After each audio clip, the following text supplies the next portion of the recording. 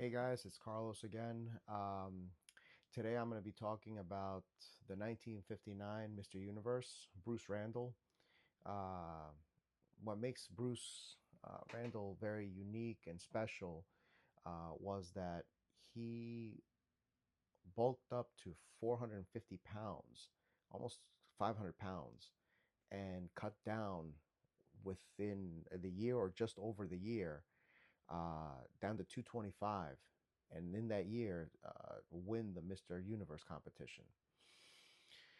This guy was very impressive. I mean, the classic golden era physique, but when he reached that weight, he was the classic also strongman, big midsection, very strong. Um, but like I said, I'm trying to see if I can get a little bit closer, um, close-ups for you on the pictures here. Otherwise, I'll find a way to cut, some images into the video. But anyway, I'm going to read for you guys, some of you that don't like to read.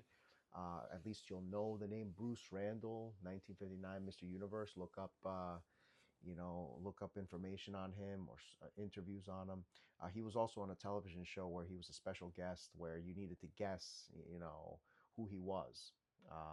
And then they give you the little hint that he bulked up to such and such weight and then won a major competition.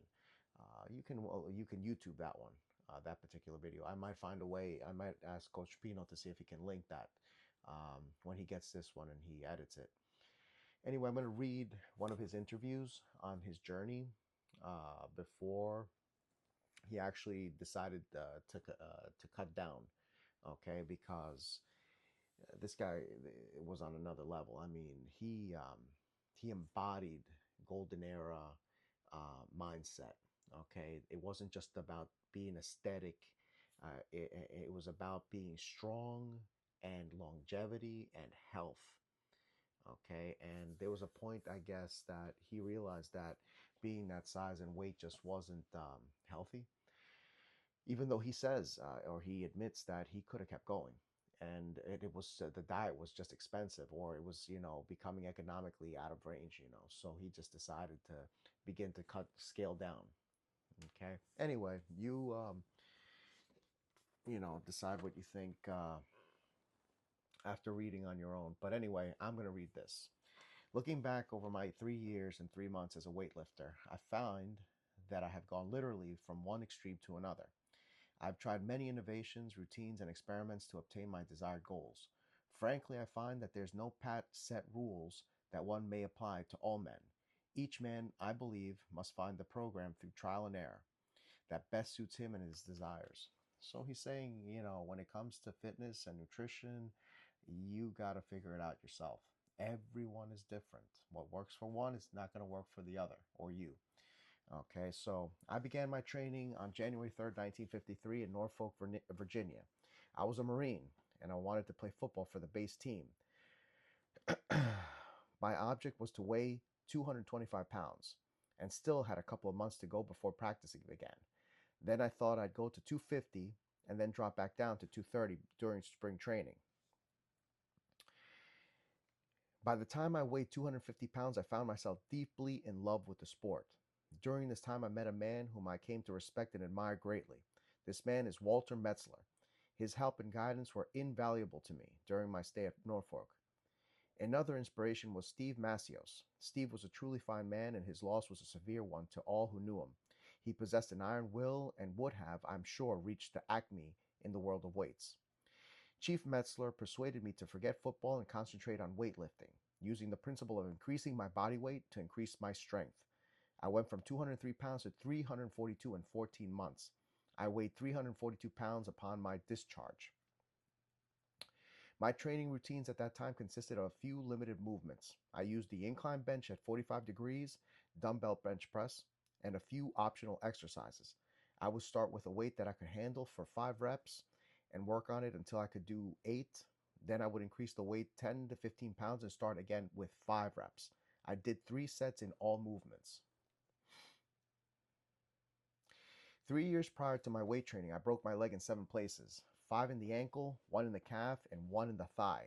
Because of this, I found doing a squat rather difficult. The first time I tried one, I could not come back up with not 190 pounds. Being somewhat discouraged, I neglected to work on the squat. When I weighed about 245 pounds, I thought I'd try one of the 300. Try one with 300, made it. I tried another one at 405 when I weighed 280 pounds and was successful. Every once in a while, I would try one as my weight increased. In 9 separate attempts, I went from failure with 190 at 203 body weight to a success with 680 at weight of 355. You see how, as his weight went up, how drastically, his strength went, especially on the squat, which he struggled to do because of his injury. I relate this because I think it might interest you. The one exercise I do, which may have had some good influence upon my squat, was the good morning exercise. That's interesting that he brought that up. And because the good morning exercise was the exercise that almost paralyzed Bruce Lee for the rest of his life permanently. Okay. So if any of you seen that movie, The Dragon, the Bruce Lee story from 1994 or 1993, um, with Jason Scott Lee as the actor, when the fight scene at the tournament competition between him and his opponent takes place, and the guy cheats and kicks him in the back, that's just dramatization. That never happened. Okay, Bruce, was interviewed on his injury. He got up one morning. He had a habit of doing good mornings. And that particular morning, apparently, he took the barbell. He did it with a barbell, and I think he had 100 pounds. He says in one of his books he wrote or in an interview, he did it,